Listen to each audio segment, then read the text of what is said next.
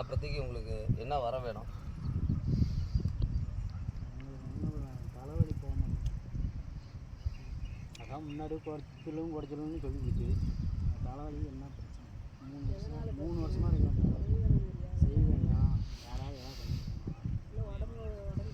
சாமி இப்போ விக்கிரத்தில் போயிடுச்சு.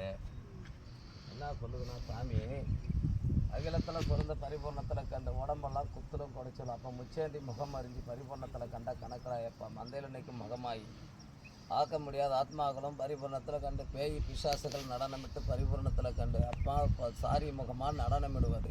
அப்போ நேர்முகமாக பட்ட கடன் கிட்டத்தட்ட பார்த்தீங்கன்னா இப்போ 1.5 வருஷ காலமாக எதுவும் செய்யறதுக்கு ஆகலை, ஒன்றுக்கும் ஆகலை, நிலையும் காண முடியல, தர்மத்தை காக்க முடியல, பரிபூர்ணத்தில் நிற்க முடியல. ஒரே குத்தலும் குடைச்சலமா, ஒரே அரண்மனைக்குள்ள கூச்சல் சண்டை சலிச்சு பரிபூர்ணம் கண்டு இருக்குது.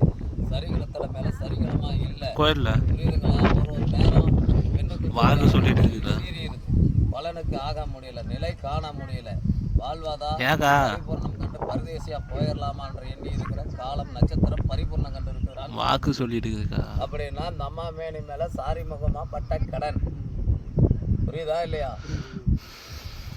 நான் இங்கே இன்னும் பிரதோஷம் பண்ணலமா சாமி, சரிங்களா? உங்கள் உடம்பு வலி காய்ச்சல் எல்லாம் போகணுன்னா அங்கே தான் வந்தாகணும்.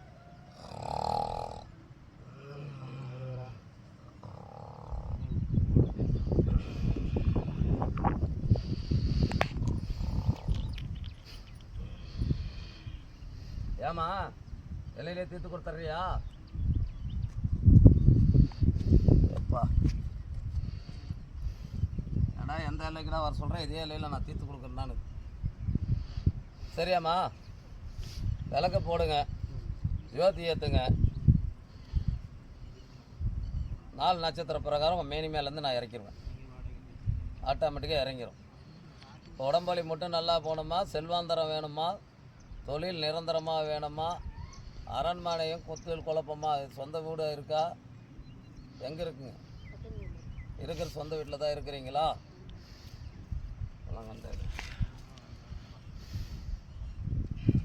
சரிம்மா, நீங்கள் செவ்வாய்க்கிழமை வெள்ளிக்கிழமை வந்து விளக்கு போட சொல்லு, சரியா?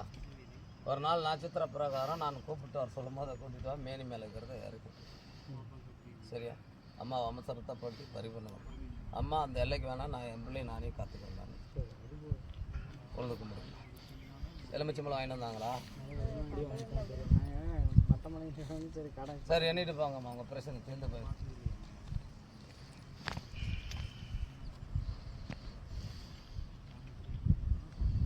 உனக்கு இன்னிலேருந்து அமாவாசை வரைக்கும் தலை வலிக்காதுமா, சரியா? குழந்தைங்க எத்தனைம்மா?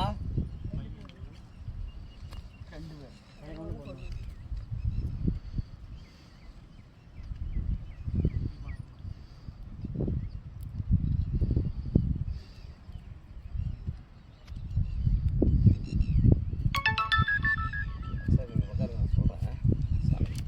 ஆமாம்,